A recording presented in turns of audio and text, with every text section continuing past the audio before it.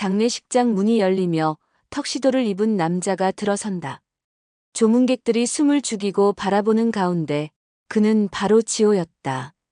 저 사람이 윤정 씨 아들이야? 스님 아니었나? 뒤이어 웨딩드레스를 입은 여성이 뛰어들어와 외친다. 지호 씨, 왜 아무 말도 없이 사라진 거예요? 오늘 우리 결혼식이잖아요. 10년 동안 내가 너를 키운 게 이런 배신을 당하려고 한 줄 아느냐? 수행자도 아니고 아들도 아니고 사람도 아니구나. 스님, 모든 게 제 잘못입니다. 지호 씨를 이렇게 만든 건 저예요. 전남 구례의 깊은 산자락에 자리 잡은 작은 사찰, 청운사에는 아침마다 은은한 목탁 소리가 울려 퍼집니다. 30대 중반의 스님 선묵이 법당 앞 마당을 쓸고 있습니다. 그의 본명은 지호였지만 이곳에서는 누구나 그를 선묵 스님이라 부르죠. 출가한 지 벌써 10년이 흘렀습니다. 선묵은 빗자루질을 멈추고 하늘을 올려다봅니다. 구름 한 점 없는 맑은 가을 하늘이 마음을 편안하게 만들어줍니다. 이곳에 온 지 10년, 처음엔 모든 것이 낯설고 어려웠지만 이제는 이 평온한 일상이 자연스럽습니다. 새벽 예불부터 저녁 예불까지 규칙적인 생활 속에서 마음의 안정을 찾았습니다. 선무가 우편이 왔다. 주지스님이 법당에서 나오시며 봉투 하나를 건네주십니다. 선묵은 고개를 숙여 인사한 후 봉투를 받아봅니다. 익숙한 글씨체입니다. 어머니 윤정의 편지였습니다. 봉투를 뜯어보니 짧은 엽서 한 장이 들어있습니다.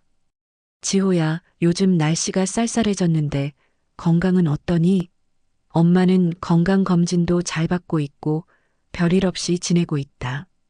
내가 그곳에서 평안하게 지내는 모습을 상상하면 마음이 든든하구나. 스님이 된 우리 아들이 자랑스럽다. 무리하지 말고 건강히 지내렴. 선묵은 엽서를 가슴에 꼭 안고 눈을 감습니다. 어머니와 마지막으로 만난 게 언제였을까요? 출가하기 전, 그러니까 10년 전이 마지막이었습니다. 어머니는 아들이 스님이 되는 것을 반대하지 않으셨습니다. 오히려 내가 원하는 길이라면 가거라며 등을 밀어주셨죠. 서울에 혼자 사시는 어머니가 걱정되긴 하지만 선묵은 이곳에서의 삶이 좋습니다. 복잡했던 마음이 정리되고 욕심도 많이 줄어들었습니다. 어머니도 아들이 좋은 곳에서 수행하고 있다고 믿고 계시니까요. 점심 공양 시간, 선묵은 다른 스님들과 함께 조용히 식사를 합니다. 말없이 밥을 먹는 시간이지만 마음은 평온합니다. 공양을 마친 후 설거지를 하면서도 어머니 생각이 났습니다. 어머니가 해주시던 된장찌개 맛이 그립습니다. 오후에는 경전 공부 시간입니다. 선묵은 금강경을 읽으면서 마음을 다스립니다. 모든 것은 꿈과 같고 거품과 같다는 구절을 읽을 때마다 세상사에 대한 집착이 조금씩 사라지는 것을 느낍니다. 하지만 어머니에 대한 그리움만은 쉽게 사라지지 않습니다. 해가 지고 저녁 예불 시간이 되었습니다. 법당에 촛불이 켜지고 은은한 향 냄새가 퍼집니다. 선묵은 부처님 앞에서 어머니의 건강을 빌었습니다. 부처님, 서울에 계신 어머니가 건강하시고 외롭지 않게 해주세요. 밤이 깊어가자 선묵은 자신의 방으로 돌아갔습니다. 작은 책상 위에 어머니의 엽서를 다시 꺼내놓고 읽어봅니다. 어머니의 글씨를 따라 손가락으로 그려보면서 그리움을 달랩니다. 어머니는 언제나 아들을 자랑스러워하셨습니다. 동네 사람들에게도 우리 아들이 스님이 되었다며 당당하게 말씀하신다고 들었습니다. 창밖으로 달빛이 비쳐 들어옵니다. 고요한 밤 산사의 평온함 속에서 선묵은 내일도 이런 일상이 계속되기를 바랍니다. 어머니의 편지를 베개 말게 두고 잠자리에 듭니다. 꿈속에서라도 어머니를 만날 수 있기를 바라면서요. 서울 강북구의 작은 종합병원, 응급실에 실려온 환자 하나가 의료진들을 바쁘게 움직이게 합니다. 60대 후반의 여성 윤정입니다. 평소 혈압약만 복용하며 건강하게 지내던 그녀가 갑자기 쓰러진 것입니다. 보호자가 어디 계세요? 간호사가 윤정의 지갑에서 꺼낸 신분증을 보며 묻습니다. 하지만 응급실에는 윤정 혼자뿐입니다. 의식을 잃은 채 산소 마스크를 쓰고 있는 그녀의 모습이 안쓰럽습니다. 윤정의 얼굴에는 평소의 온화한 미소 대신 고통스러운 표정이 어려 있습니다. 윤정의 지갑에서 낡은 메모지 하나가 발견됩니다. 응급시 연락처 마이너스 조카 민수라고 적혀 있습니다. 간호사가 민수에게 전화를 걸었고 30분 후 급하게 달려온 민수가 병원에 도착했습니다. 민수는 윤정의 남편, 즉 자신의 큰아버지가 돌아가신 후 홀로 사시는 고모를 가끔 찾아뵙곤 했습니다. 고모 상태가 어떤가요? 민수가 숨을 헐떡이며 의사에게 묻습니다. 의사는 심각한 표정으로 말합니다. 뇌출혈로 보입니다. 지금 응급수술을 준비하고 있는데 상태가 좋지 않습니다. 다른 가족분들은 안 계신가요? 민수는 망설이다가 대답합니다. 고모부는 돌아가셨고 아들이 하나 있는데 스님이 되어서 절에 계십니다. 의사가 고개를 끄덕이며 말합니다. 그럼 꼭 연락해 보세요. 환자분 상태가 매우 위중합니다. 가족분이 오셔야 할 것 같습니다. 민수는 떨리는 손으로 휴대폰을 꺼냅니다. 전남 구례 청운사의 전화번호를 찾아 전화를 겁니다. 예전에 고모가 아들 자랑을 하실 때마다 절 이름을 말씀하셨던 기억이 났습니다. 벨소리가 몇 번 울린 후 주지스님의 목소리가 들렸습니다. 여보세요, 청운사입니다. 안녕하세요, 스님. 선묵 스님의 어머니가 위급합니다. 지금 서울에서 응급수술을 받고 계신데요. 뇌출혈이라고 하네요. 주지스님의 목소리에 당황스러움이 묻어납니다. 어머니가 위급하시다고요? 잠깐만요. 선묵이에게 바로 전하겠습니다. 잠시 후 선묵의 목소리가 들렸습니다. 여보세요? 목소리에 불안함이 가득했습니다. 지호야, 나 민수다. 고모가 집에서 갑자기 쓰러져서 지금 수술받고 계셔. 의사 선생님이 상태가 위중하다고 하시는데 빨리 와야 할 것 같아. 선묵의 목소리가 떨립니다. 어머니가 어떻게 된 거예요?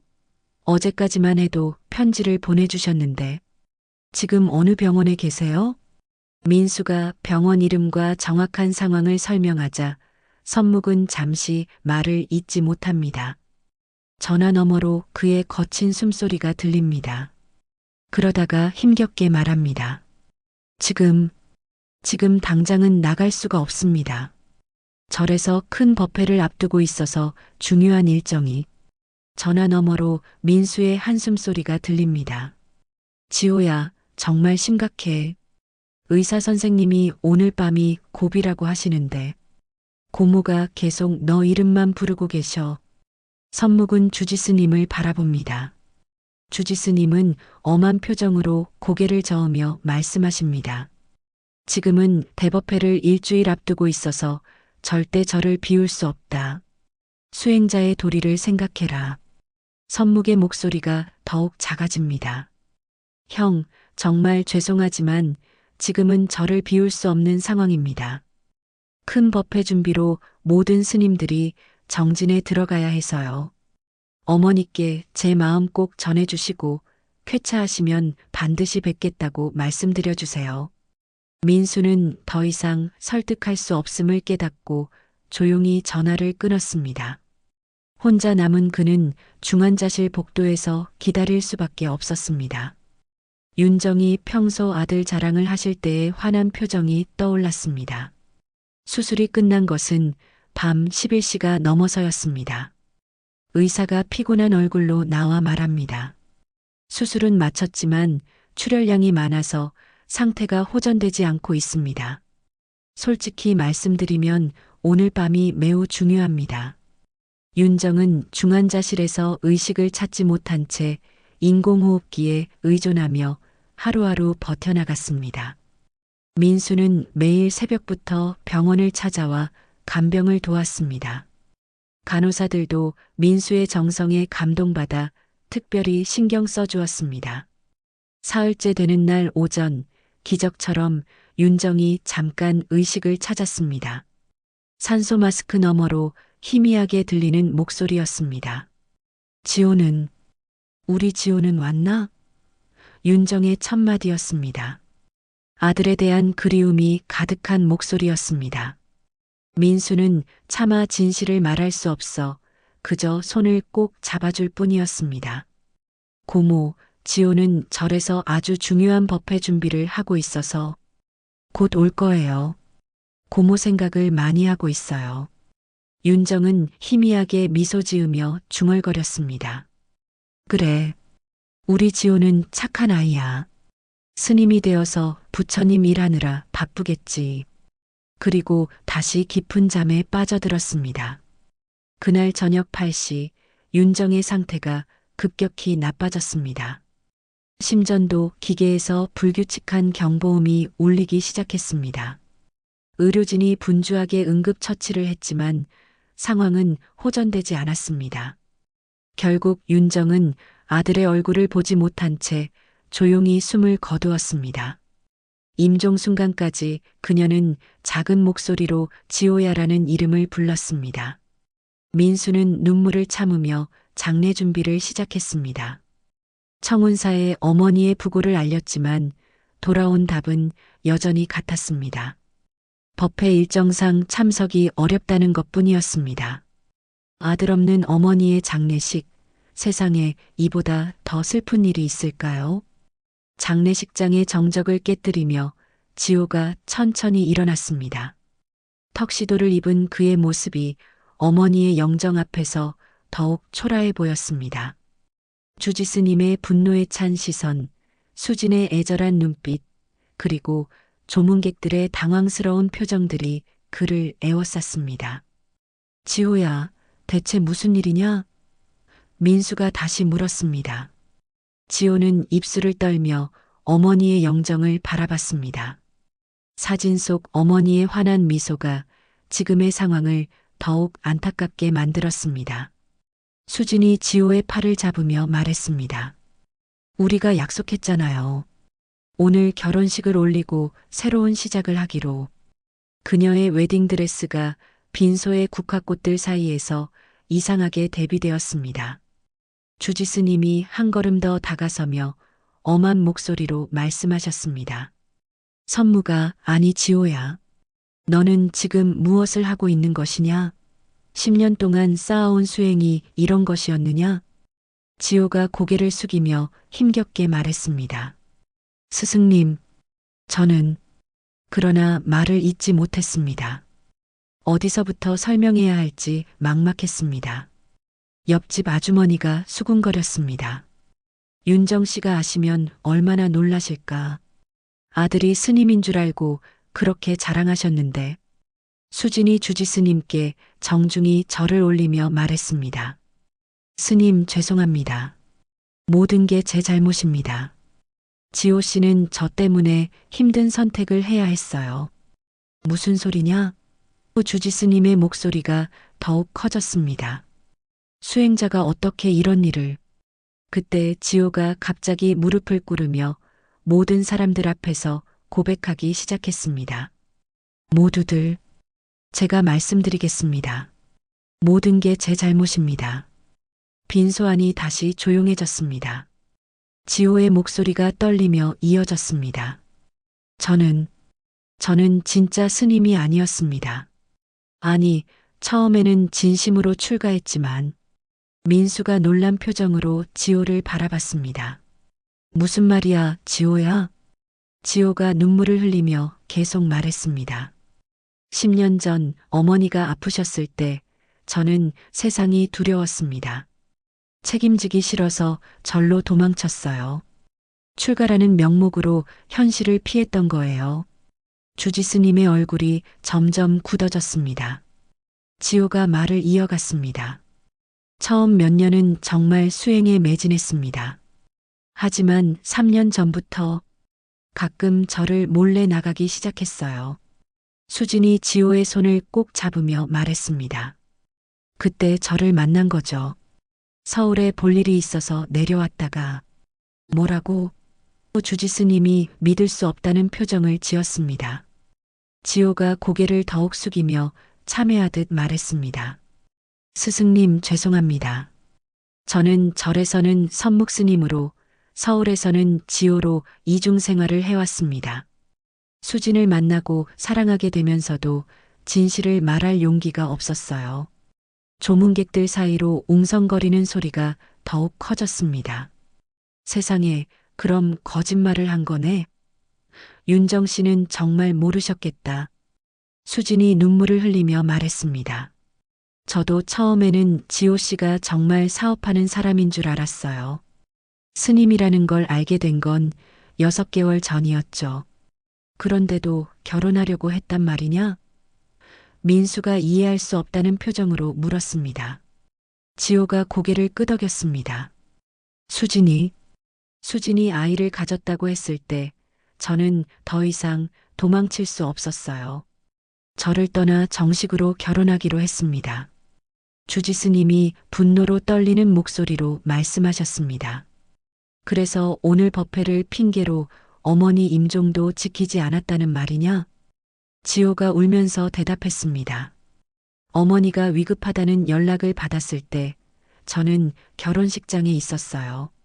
수진과의 결혼식을 앞두고 어머니께 가야 한다고 했지만 수진이 얼굴을 가리며 말했습니다.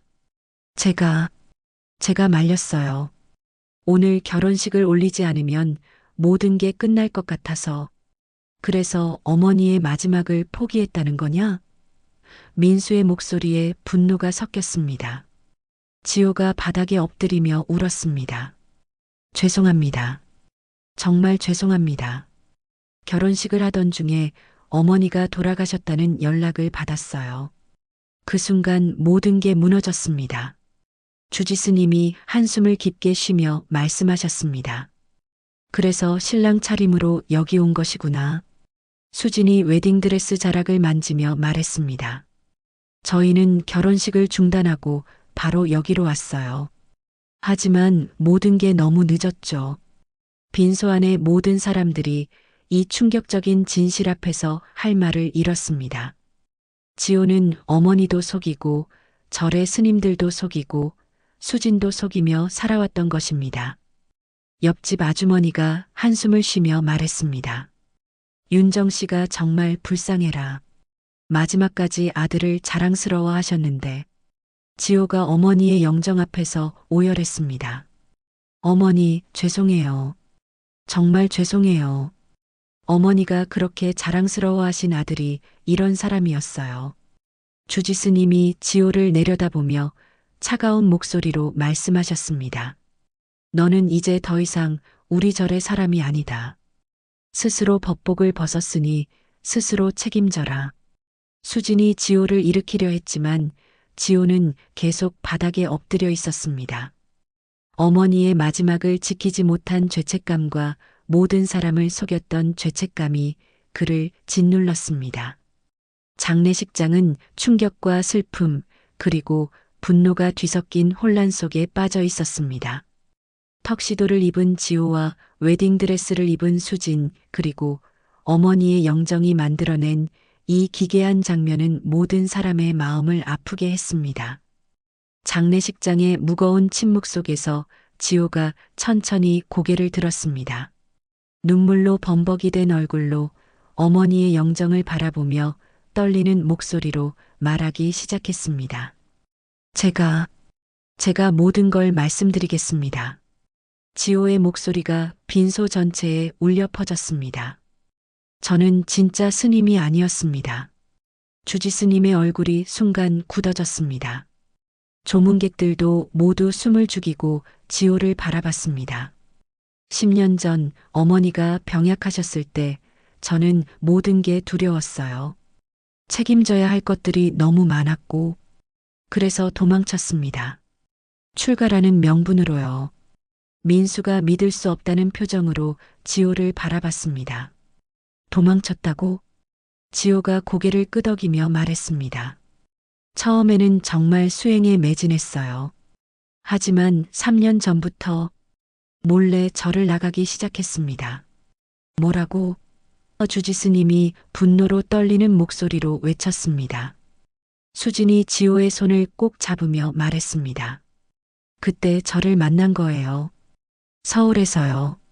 지호가 수진을 바라보며 말했습니다. 수진에게는 제가 사업가라고 거짓말했어요. 가끔 지방 출장을 간다고 하면서 사실은 절로 돌아가는 거였죠. 빈소안이 충격에 휩싸였습니다. 옆집 아주머니가 입을 가리며 중얼거렸습니다. 세상에, 그럼 이중생활을 한 거네. 지호가 어머니의 영정을 바라보며 울먹였습니다.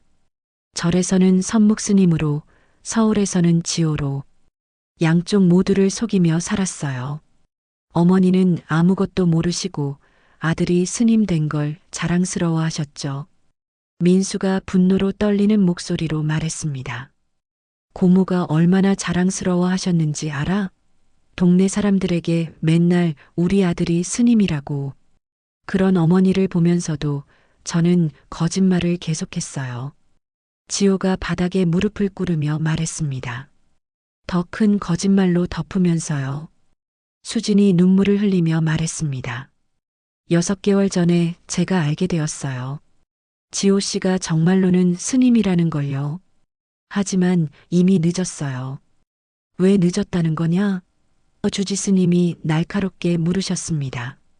수진이 웨딩드레스 자락을 만지며 조용히 말했습니다. 제가 아이를 가졌거든요. 빈소안이 다시 정적에 휩싸였습니다. 이 충격적인 고백에 모든 사람들이 할 말을 잃었습니다. 지호가 주지스님께 절을 올리며 말했습니다. 수진이 임신했다는 말을 들었을 때 저는 더 이상 도망칠 수 없었어요. 아이에게 아버지가 되어줘야 했으니까요. 그래서 오늘 결혼식을 올리려고 했단 말이냐? 민수가 이해할 수 없다는 표정으로 물었습니다. 수진이 고개를 끄덕였습니다. 오늘이 그 약속의 날이었어요. 지호 씨가 정식으로 절을 떠나고 저와 새 출발을 하기로 한. 그런데 어머니가 쓰러지셨다는 연락을 받았군. 민수의 목소리에 분노가 섞였습니다. 지호가 떨리는 목소리로 말했습니다. 결혼식장에서 형의 전화를 받았을 때 저는 정말 혼란스러웠어요. 어머니께 달려가야 한다는 마음과 수진이 자책하듯 말했습니다. 제가 말렸어요. 오늘 결혼식을 올리지 않으면 모든 게 끝날 것 같다고. 어머니께는 나중에 찾아뵙자고. 주지스님이 분노로 목소리를 높이셨습니다. 그래서 법회 핑계를 대고 어머니의 임종을 외면했단 말이냐? 지호가 바닥에 엎드리며 울었습니다. 결혼식 도중에 어머니가 돌아가셨다는 연락을 받았어요. 그 순간 세상이 무너지는 것 같았어요. 민수가 차가운 목소리로 말했습니다. 고모가 마지막까지 너만 찾으셨어. 우리 지호는 언제 오느냐고. 스님인 아들이 자랑스럽다고 하시면서 지호가 어머니의 영정 앞에서 오열했습니다. 어머니, 정말 죄송해요. 어머니가 그렇게 자랑스러워하신 아들이 이런 인간이었어요. 옆집 아주머니가 눈물을 훔치며 말했습니다. 윤정 씨가 얼마나 착한 분이셨는데, 아들 때문에 평생 행복해 하셨는데, 주지스님이 지호를 내려다보며 차갑게 말씀하셨습니다. 10년 동안 내가 너를 키운 게 이런 배신을 당하려고 한 줄 아느냐? 수행자도 아니고 아들도 아니고 사람도 아니구나. 수진이 일어나 주지스님께 깊이 절을 올리며 말했습니다. 스님, 모든 게 제 잘못입니다. 지호 씨를 이렇게 만든 건 저예요. 지호가 고개를 들며 울부짖었습니다. 아니에요. 모든 건 제 선택이었어요. 제가 비겁해서, 제가 책임지기 싫어서 모든 사람을 속인 거예요. 그때 민수가 지호에게 다가가 뺨을 때렸습니다. 고모가 마지막에 뭐라고 하셨는지 알아? 지호는 착한 아이라고. 스님이 되어서 부처님 일하느라 바쁘다고. 그렇게 자랑스러워 하셨어. 지호는 맞은 뺨을 만지며 더욱 큰 소리로 울었습니다. 장례식장은 배신감과 죄책감, 그리고 깊은 슬픔이 뒤섞인 혼란 속에 빠져 있었습니다. 턱시도를 입은 지호의 모습이 어머니의 영정 앞에서 더욱 처참해 보였습니다. 민수의 뺨을 맞은 지호가 바닥에 쓰러져 울고 있을 때 주지 스님이 냉정하게 말씀하셨습니다. 이제 그만 일어나라. 울어서 해결될 일이 아니다. 지호가 천천히 몸을 일으키며 어머니의 영정을 바라봤습니다. 사진 속 어머니의 따뜻한 미소가 지금의 상황을 더욱 가슴 아프게 만들었습니다. 그때 민수가 주머니에서 봉투 하나를 꺼냈습니다. 지호야, 이거 고모가 남기신 거야. 모든 사람들의 시선이 그 봉투로 쏠렸습니다.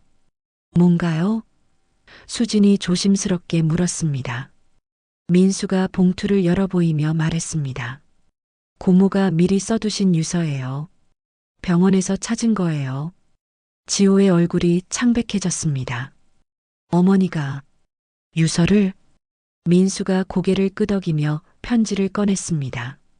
고모가 혹시 모를 상황에 대비해서 써두신 것 같아요.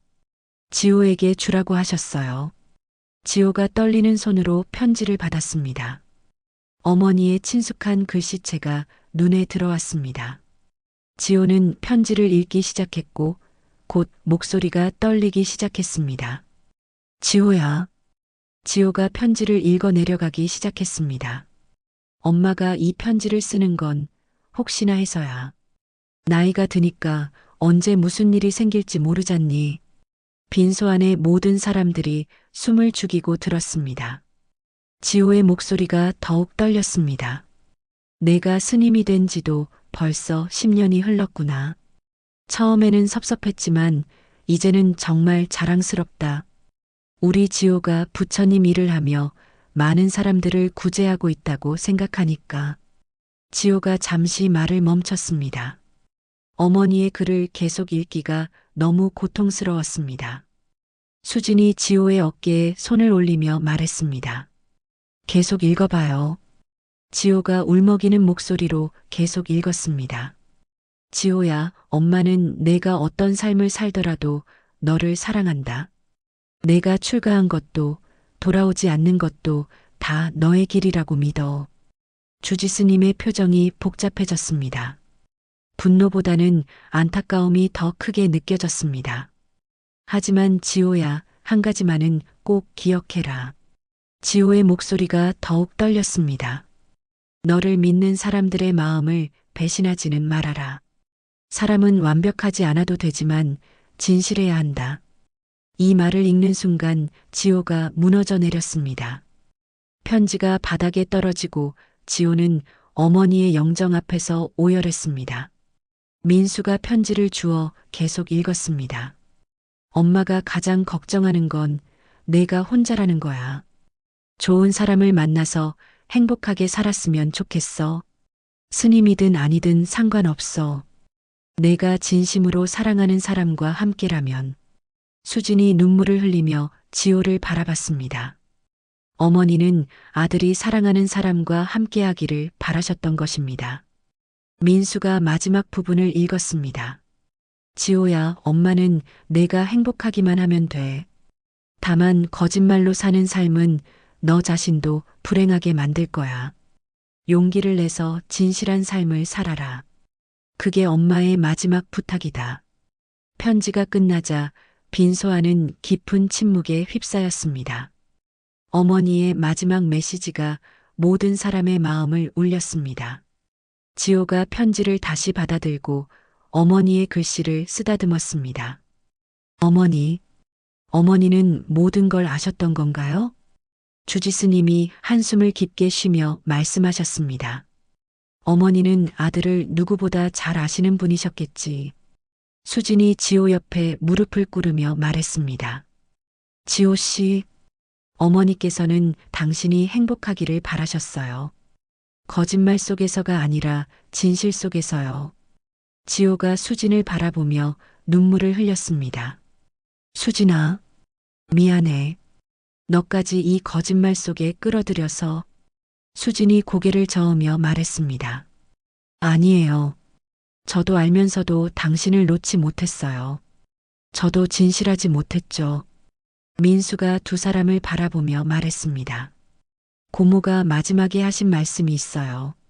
지호가 진심으로 사랑하는 사람이 있다면 축복해주고 싶다고. 주지스님이 지호를 바라보며 말씀하셨습니다. 선무가, 아니, 지호야. 너는 이제 선택해야 한다. 계속 거짓말 속에서 살 것인가, 아니면 진실한 삶을 시작할 것인가. 지호가 고개를 들어 주지스님을 바라봤습니다. 스승님, 나는 이미 너를 제자로 여기지 않는다. 주지스님이 엄하게 말씀하셨습니다. 하지만 한 인간으로서 조언하자면 어머니의 말씀을 따르라. 진실한 삶을 살아라. 수진이 지호의 손을 꼭 잡으며 말했습니다. 저도 당신과 함께 새로 시작하고 싶어요. 거짓말 없이 진실하게요. 지호가 어머니의 영정을 바라보며 말했습니다. 어머니, 이제야 알겠어요. 제가 얼마나 많은 사람들을 아프게 했는지. 옆집 아주머니가 지호에게 다가와 말했습니다. 윤정 씨는 정말 착한 분이셨어요. 마지막까지 아들 걱정만 하셨죠. 이제라도 어머니 말씀 따라 바르게 사세요. 지호가 모든 사람들 앞에서 깊이 절을 올렸습니다. 죄송합니다. 정말 죄송합니다. 이제라도 진실한 삶을 살겠습니다. 주지스님이 지호를 마지막으로 바라보며 말씀하셨습니다. 그래, 그게 진짜 수행이다. 도망치지 말고 책임지며 살아라. 어머니의 유언이 모든 사람의 마음을 변화시켰습니다. 분노와 실망 대신 이해와 용서가 자리 잡기 시작했습니다. 지호는 비로소 어머니의 진정한 사랑을 깨달았고 진실한 삶을 향한 첫걸음을 내디딜 준비가 되었습니다. 어머니의 장례를 마친 지 사흘째 되는 날, 지호는 혼자서 전남 구례의 청운사를 찾았습니다. 더 이상 턱시도가 아닌 평범한 검은색 정장을 입고서요. 산길을 오르며 지호의 마음은 무거웠습니다. 이번이 정말 마지막 인사가 될 것이었습니다. 절 입구에 도착했을 때 주지스님과 다른 스님들이 법당 앞에서 기다리고 계셨습니다. 지호가 깊숙이 절을 올리자 주지스님이 무표정하게 말씀하셨습니다. 왔구나. 네, 스승님. 마지막 인사를 드리러 왔습니다. 지호의 목소리에는 깊은 참회가 묻어 있었습니다. 주지스님이 지호를 바라보며 말씀하셨습니다. 내가 여기 있었던 10년 모두 거짓이었나? 지호가 고개를 숙이며 대답했습니다. 처음 7년은 진심이었습니다. 하지만 마지막 3년은 제가 스스로 더럽혔습니다. 그 3년을 후회하느냐? 지호가 잠시 망설이다가 솔직하게 말했습니다. 후회하지 않습니다. 수진을 만난 것도 사랑한 것도요. 다만 거짓말로 모든 분들을 속인 것은 정말 죄송합니다. 주지스님의 표정이 조금 누그러졌습니다. 그래, 그 정도면 됐다. 적어도 지금은 거짓말하지 않는구나. 지호가 법당을 바라보며 말했습니다. 스승님, 제가 이곳에서 배운 것들을 헛되게 하지 않겠습니다. 비록 스님의 길은 아니지만 한 사람의 아버지로서, 남편으로서 책임지며 살겠습니다. 다른 스님들도 하나둘 지호 앞으로 다가왔습니다. 10년 동안 함께 수행했던 동료들이었습니다. 선무가, 아니 지호야. 가장 나이 많은 해안 스님이 말씀하셨습니다. 너를 미워하려고 했는데 잘 안 되더라. 내가 우리와 함께했던 시간들이 모두 거짓은 아니었을 테니까. 지호가 눈물을 흘리며 말했습니다. 형님들, 정말 죄송합니다. 그리고 고맙습니다. 주지스님이 지호에게 작은 보따리를 건네주셨습니다. 내가 여기서 쓰던 물건들이다. 가져가라. 보따리를 받은 지호가 놀랐습니다. 스승님, 버리기 아까워서다. 주지스님이 쑥스럽게 말씀하셨습니다. 그리고 이것도. 주지스님이 작은 나무 염주를 꺼내 지호에게 주셨습니다. 이건 내가 처음 이곳에 왔을 때 내가 만들어준 염주다. 스님이 아니어도 마음을 다스리는 데 도움이 될 것이다. 지호가 염주를 받아들고 가슴에 꼭 안았습니다. 평생 간직하겠습니다. 그때 절 입구에서 차 한 대가 멈춰 섰습니다. 수진이 내려서 조심스럽게 다가왔습니다. 더 이상 웨딩드레스가 아닌 단정한 한복을 입고 있었습니다. 안녕하세요, 스님. 수진이 주지스님께 깊이 절을 올렸습니다. 지호 씨를 데리러 왔습니다. 주지스님이 수진을 바라보며 말씀하셨습니다. 내가 수진이구나. 지호가 그렇게 사랑한다는. 수진이 얼굴을 붉히며 말했습니다. 죄송합니다. 제가 지호 씨를 이상한 길로 이끈 것 같아서. 아니다. 주지스님이 고개를 저으며 말씀하셨습니다. 사랑은 죄가 아니다. 다만 거짓말이 문제였을 뿐이지. 수진이 배를 살짝 만지며 말했습니다. 저희 아이에게도 아버지가 어떤 분이었는지 정직하게 말해주겠습니다. 좋은 것도 나쁜 것도 모두요. 주지스님이 수진의 배를 바라보며 미소 지으셨습니다. 그래야지. 그 아이는 참 복이 많겠구나. 이런 아버지와 어머니를 두고서. 지호가 수진의 손을 잡으며 말했습니다. 수진아, 스승님께 인사드려. 수진이 다시 한번 절을 올리며 말했습니다. 스님, 지호 씨가 좋은 사람이 될 수 있도록 제가 잘 돌보겠습니다. 내가 돌볼 게 아니라 서로 돌봐야지. 주지스님이 따뜻하게 말씀하셨습니다. 지호가 마지막으로 법당을 향해 절을 올렸습니다. 부처님, 어머니, 그리고 스승님. 이제 진짜 제 인생을 살아보겠습니다. 주지스님이 지호와 수진을 바라보며 말씀하셨습니다. 가끔 산사에 올라와라. 차 한 잔 나누면서 이야기하자. 지호가 놀란 표정을 지었습니다. 정말 괜찮으신가요? 10년 동안 내 아들이었는데 하루아침에 남이 될 수는 없지. 주지스님의 목소리에 따뜻함이 묻어났습니다.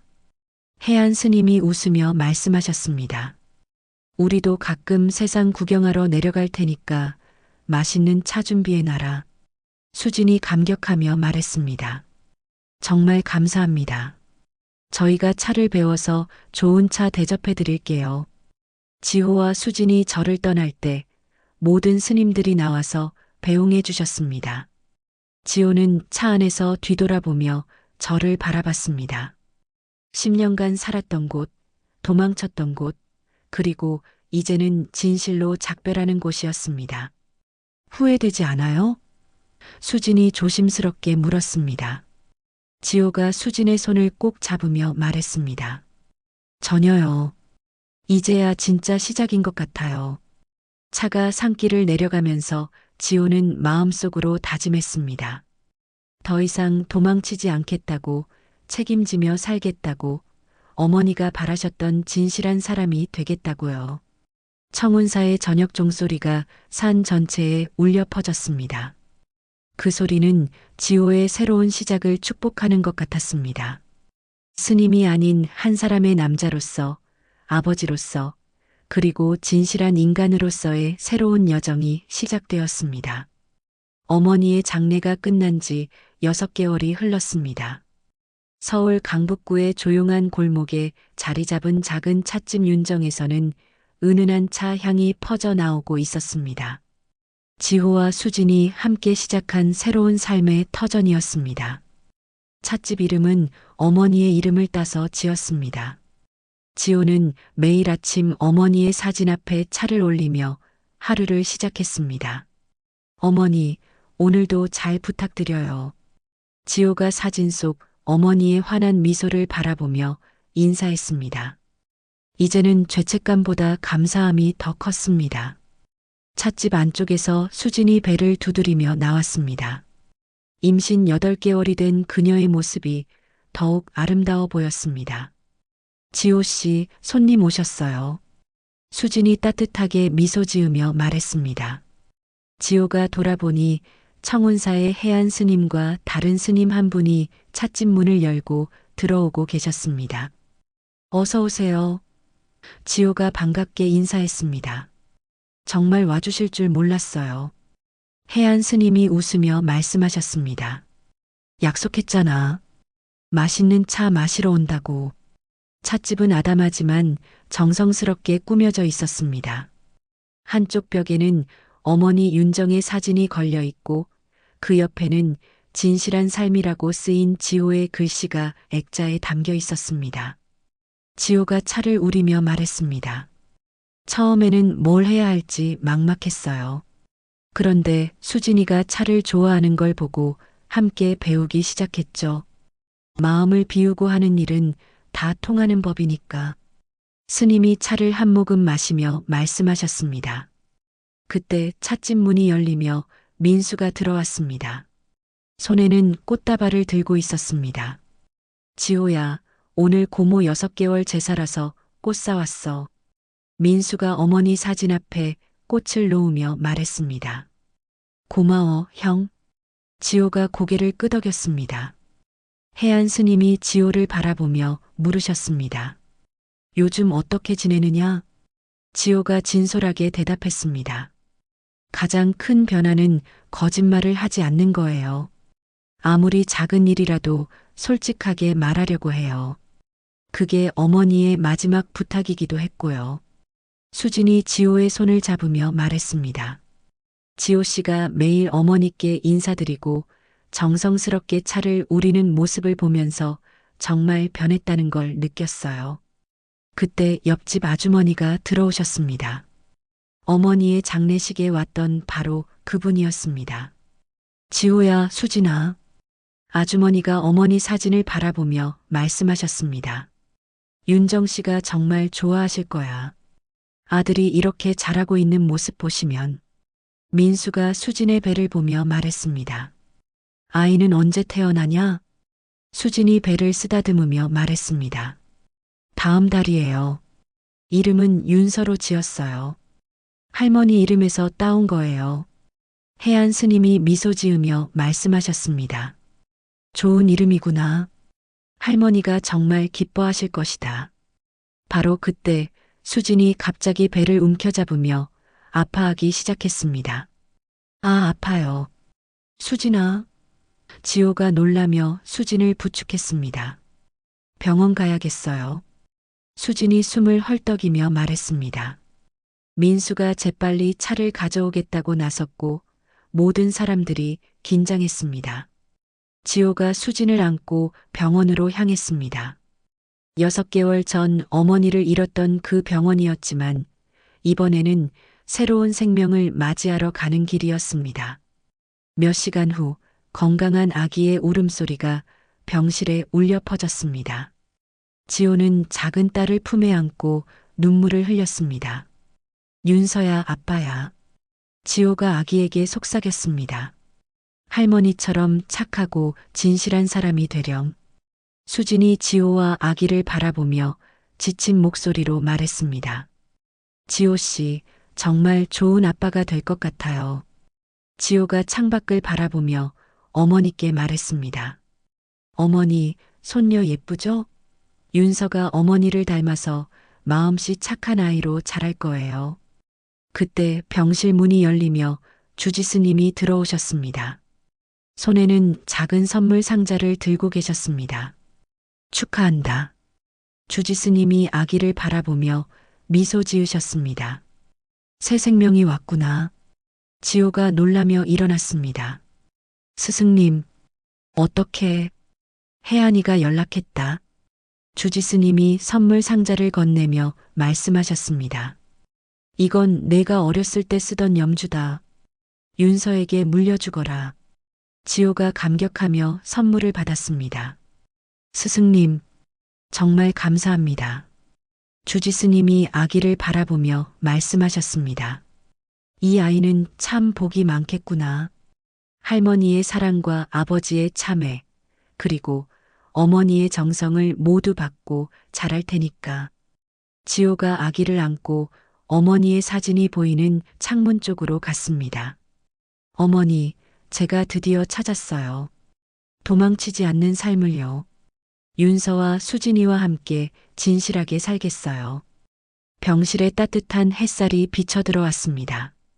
새로운 생명과 함께 시작되는 진실한 삶, 지호는 이제 어머니가 바라셨던 그 사람이 되어 한 걸음씩 앞으로 나아갈 것입니다. 더 이상 도망치지 않는 책임지는 삶을 살아가면서요. 여러분은 지호의 선택을 어떻게 생각하시나요? 댓글로 여러분의 이야기도 들려주세요. 모든 댓글 하나하나 정성껏 읽어보겠습니다.